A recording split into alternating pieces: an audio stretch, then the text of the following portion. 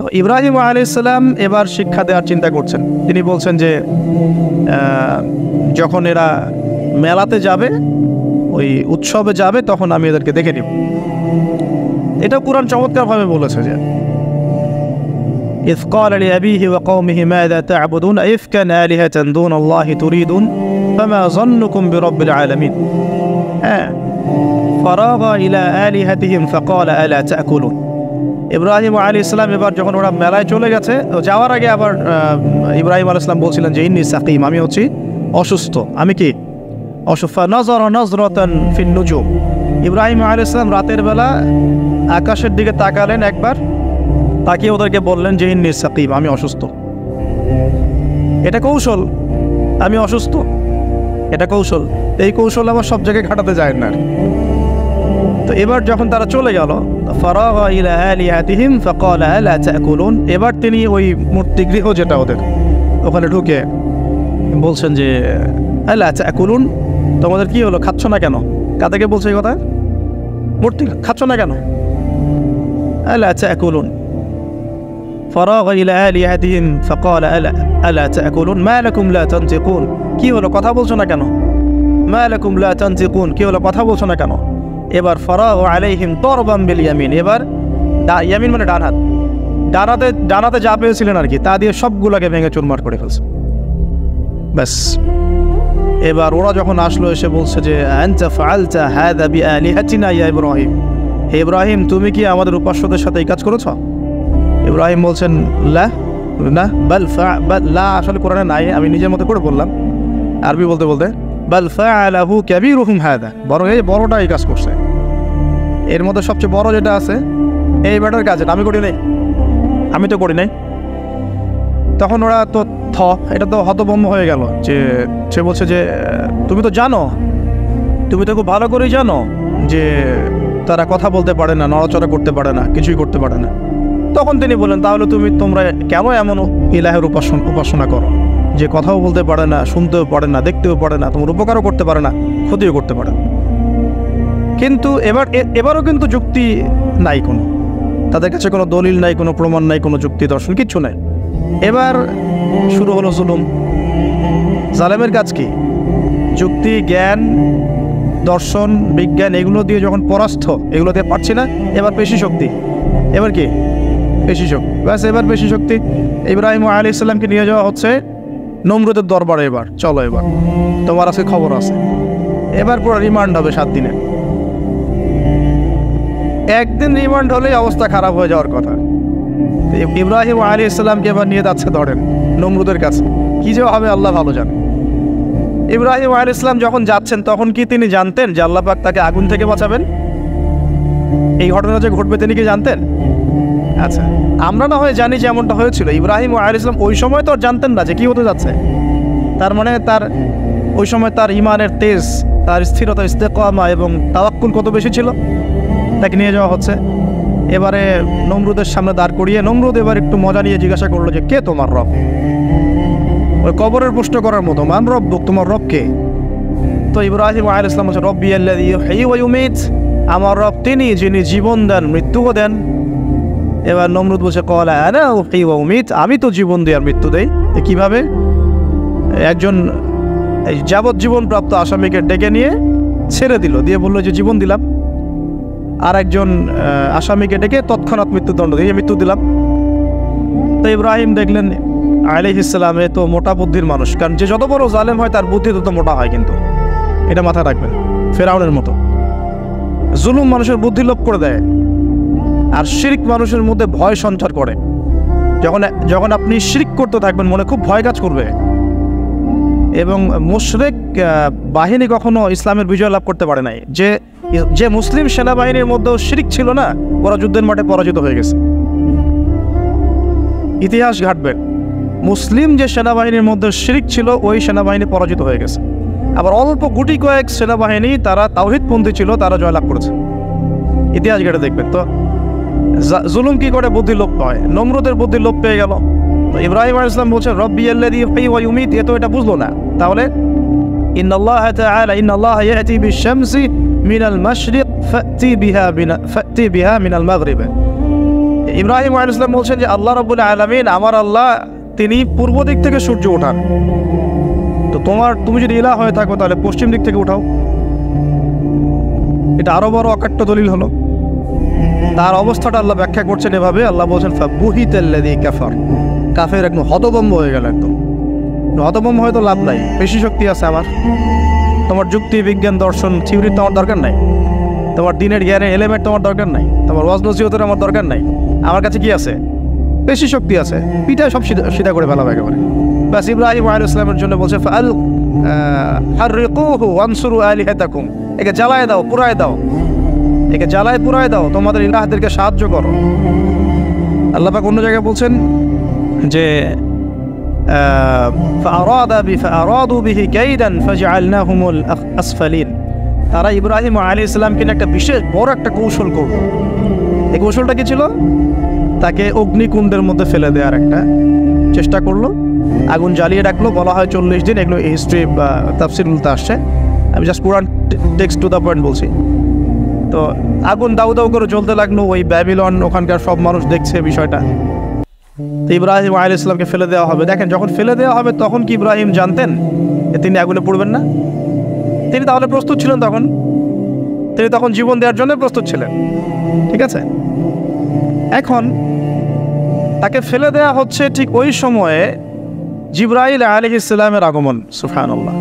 তিনি এসে বলছিলেন যে আমার কাছে কোনো হাজত আছে নাকি আপনার? তখনও ইব্রাহিম আলাইহিস সালাম বলেছেন আপনার কাছে আমার কোনো হাজত নাই।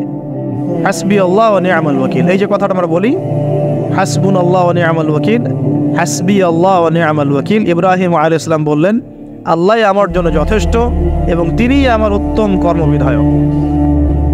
এরকম মোমেন্টে বান্দা যখন আল্লাহকে এভাবে চাবে, আল্লাহ রাব্বুল আলামিন না এসে পারবেন?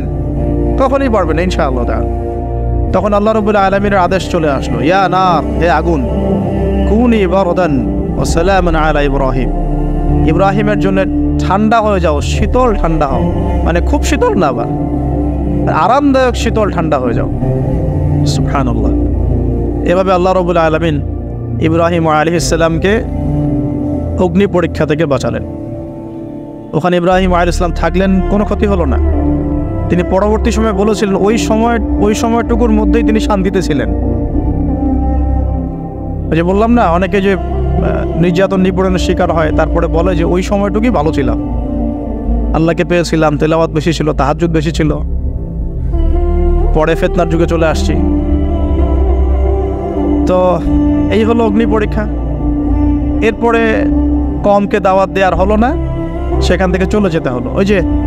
এই যে অগ্নি পরীক্ষা ইব্রাহিম আলাইহিস সালামকে এখানে দিতে হয়েছে, ওই রকম পরীক্ষা আমাদের নবী সাল্লাল্লাহু আলাইহি ওয়াসাল্লামকে দিতে হয়েছে তায়েফের মাঠে, দিতে হয়েছে বদরের মাঠে, উহুদের মাঠে। এখানে আল্লাহ পাক ফেরেশতা নামিয়ে দিয়েছেন সাহায্যের জন্য, বদরের মাঠে দেখেন, উহুদের মাঠে আল্লাহ পাক ফেরেশতা নামিয়েছেন সাহায্যের জন্য। একদম হুবহু মিল পাবেন আপনি জিনিসগুলো, খালি বাসিরা থাকলেই হবে, ধরতে পারলেই হবে জিনিসগুলো। সামনে যাই, এবার শুরু হলো জীবনের দ্বিতীয় পর্যায়ে। এবার তিনি হিজরত করে চলে যাচ্ছেন। দেখেন, এখানেও হিজরত, আবার নবী সাল্লাল্লাহু আলাইহি ওয়াসাল্লামের যুগেও মক্কা থেকে মদিনায় নবীগণের জীবনের সাথে এগুলো জড়িত। ঠিক আছে, এখন যাওয়ার তো একজন সাথী লাগবে। একাকিত্বের জীবনের অবসান ঘটলো, আল্লাহ রাব্বুল আলামিন তাকে সাথী দিলেন। সাথীর নাম হচ্ছে সারা আলাইহিস সালাম। কি নাম? অনন্য সুন্দরী নারী ছিলেন। ইতিহাসে বলা হয় যে দুজন নারী সবচেয়ে বেশি সুন্দরী, দুজন। আমাদের মতো আর্টিফিশিয়াল সুন্দরী না, আর্টিফিশিয়াল সুন্দরীর কথা বলো, অরিজিনালি সুন্দরী। দুজন নারীর কথা বলা হচ্ছে। একজন হচ্ছেন হাওয়া আলাইহিস সালাম, অনন্য সুন্দরী নারী ছিলেন, এবং আরেকজন সারা আলাইহিস সালাম, তিনি পরম সুন্দরী নারী ছিলেন। দেখেন, সারা আলাইহিস সালাম তার গর্ভ থেকে কিন্তু পরবর্তীতে সন্তান তো প্রথমে হচ্ছিল না, তাই না? শেষ বয়সে গিয়ে সন্তান হলো। হাজরা আলাইহিস সালামের গর্ভ থেকে কি ইসমাইল, আর সারা আলাইহিস সালামের গর্ভ থেকে ইসহাক। ইসহাক আলাইহিস সালামের পরে ইয়াকুব, আর ইয়াকুবের পরবর্তী বংশধর যারা, তারা কি? বনু ইসরাইল। বনু ইসরাইলের মধ্যে ইউসুফ হাসান, ইউসুফ সবচেয়ে সুন্দর ছেলেটা, সারা আলাইহিস সালামের সৌন্দর্য। সুবহানাল্লাহ, কথা বুঝতে পারছেন? মায়ের সৌন্দর্য, মার বাবা, তারা ছিলেন পরম সুন্দর। এখন সারা আলাইহিস সালামের সাথে বিয়ে হলো। দেখেন, এই যে লম্বা সময় আলোচনা করলাম, এই সময়টুকুর মধ্যে ইব্রাহিম আলাইহিস সালামের দাওয়াতে মাত্র 2 জন মানুষ মুসলমান হয়েছে। কজন? একজন হলো তার স্ত্রী সারা, আর একজন হচ্ছে তার ভাতিজা, তার নাম লুত। ভাতিজার নাম কি? লুত। পরবর্তীতে তিনিও নবী হয়েছিলেন এবং তাকে সাদুম গোত্রের কাছে পাঠানো হয়েছিল। কোন পাপের কারণে? হোমোসেক্সুয়ালিটি, সমকামিতা, যেটা এখন ওই বিজ্ঞাপন দিয়ে প্রচার করা হয়। এবং ঢাকা শহরে যদি একটা শুমারি করা হয়, দেখবেন এদের সংখ্যা কম হবে না। ঢাকা শহরে যদি শুমারি করা হয়, দেখবেন এদের সংখ্যা কম হবে না। তা এখন যদি ভূমিকম্প আসে, আমরা কি লা ইলাহা ইল্লাল্লাহ বলবো? বলেন তো। আমরা তো ডেকে নিয়ে আসতেছি ভূমিকম্প, আমরা ডেকে নিয়ে আসতেছি যে আল্লাহ পাক বলছেন এগুলো করো না, গজব আসবে। আমরা করছি আর এটাকে ডেকে নিয়ে আসতেছি, আসো। আর এদিকে আমরা মানে রড সিমেন্টের অ্যাডভার্টাইজ করতেছি আর কি, যেগুলো দিয়ে বাড়ি বানালে কোনোদিন ভাঙবেও না, কাঁপবেও না। আমাদের চিন্তাগুলো কেমন হয়ে গেছে জানি। আল্লাহ পাক জেনা, ব্যভিচার, মাদক, পর্নোগ্রাফি, এই সমকামিতার এইসব পাপের কারণে এরকম গজবগুলো নাজিল করেন। শুধু ঢাকা কেন, এরকম বড় বড় মেগা সিটিজ যেগুলো আছে, এগুলোতে এখন এটার অধিকার তারা চাচ্ছে, আন্দোলন করে অধিকার চাচ্ছে। আপনার রেইনবো ফ্ল্যাগ দেখবেন, রংধনু ফ্ল্যাগ। রংধনু ফ্ল্যাগ মানেই সমকামিতা। অ্যাডভার্টাইজ দিয়ে দিয়ে, পোস্ট দিয়ে দিয়ে এখন মানুষ, আগে যেমন মেয়েরা বাসায় গিয়ে গিয়ে কিছু সার্ভিস দিত না, মানে খারাপ সার্ভিসের কথা বলছি আর কি, এখন এভাবে ছেলে ছেলেকে সার্ভিস দেওয়ার জন্য ডাকতেছে। এটা কোনো গাল গল্প করছি না, এটা বাস্তবতা। যদি আমাকে বলেন যে আপনি চোখের সামনে প্রমাণ দেন, আমি দিতে পারবো না। যদি আপনি আমাকে 1 মাসের জন্য অথরিটি দেন ঢাকা শহরে, তাহলে দিতে পারবো উইদিন 1 মাসের মধ্যে। এখন যদি আমাকে বলেন আমার চোখের সামনে এনে দেন, আমি দিতে পারবো না। তো আমি তাত্ত্বিকভাবে পড়ে অনলাইনে দেখছি।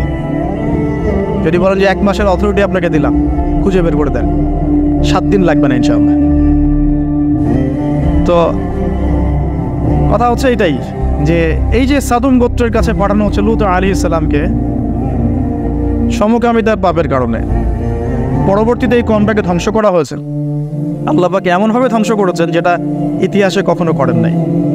ফেরেশতাদের পাখা দিয়ে আল্লাহ পাক মাটিকে উপরে তুলে আবার উল্টা দিকে দাফন করে দিয়েছেন, আকাশ থেকে পাথর বর্ষণ করেছেন। এখন এইটা যদি সারা বিশ্বে ছড়িয়ে পড়ে, তাহলে ওই রকম শাস্তি আবার আসবে না? স্বাভাবিক না? এটা আসতে পারে। আর এটার মূল কেন্দ্র হচ্ছে পশ্চিমা সভ্যতা। এখান থেকে সারা দুনিয়া ছড়িয়ে পড়তেছে। বাংলাদেশের মতো মুসলিম কান্ট্রিতেও দিন দিন সমকামিতা বাড়ছে। আমাদের বোনদের, আমাদের ভাইদের, গার্ডিয়ানদের অনেক বেশি সচেতন থাকা দরকার। কোনো কোনো ক্ষেত্রে মাদ্রাসার মধ্যেও দেখা গেছে এগুলো, হিপসখানাতেও দেখা গেছে এগুলো। পর্নোগ্রাফির কারণে এগুলো হচ্ছে। পর্নোগ্রাফির কারণে মানুষের রুচি বিকৃত হচ্ছে এবং সে নারী, পুরুষ, গরু, ছাগল, হাঁস, মুরগি কোনো কিছুর তোয়াক্কা করছে না। কয়েকদিন পরে এটাও যদি দেখেন, অবাক হবেন না যে মানুষ পশু পাখির সাথে জেনা করতেছে। এটাও যদি দেখেন, আমি অ্যাটলিস্ট অবাক হব না। ধাপ ছিল একটা, প্রথমে মানুষ কি করতো? অবৈধ প্রেম করতো, এই সম্পর্কে জেনা করতো, পরে পরকীয়া শুরু করলো, তারপরে এখন সমকামিতা শুরু হলো। সমকামিতার পরে এখন চাইল্ড অ্যাবিউজিং শুরু হয়েছে, বাচ্চা কাচ্চাদেরকে রেপ করা হচ্ছে, ছোট ছোট মেয়েদেরকে, ছোট ছোট বাচ্চাদেরকে, ইভেন ছোট ছোট ছেলেদেরকেও। এরপরে যদি গবাদি পশুর সাথে জেনা করতে দেখেন, অবাক হওয়ার কিচ্ছু নেই, কিচ্ছু নেই অবাক হওয়ার। এখন বলেন, আমরা শাস্তির দ্বার প্রান্তে আছি না? অ্যাটলিস্ট আমরা যারা দিনকে ভালোবাসি, আমাদের একটা আইডিওলজি ফলো করি, নৈতিকতার কথা বলি, আমরা আমাদের পরিবার, আমাদের ভাই বোন, আমাদের ছেলে মেয়ে, তাদের প্রতি আমাদের খুব সতর্ক দৃষ্টি রাখতে হবে।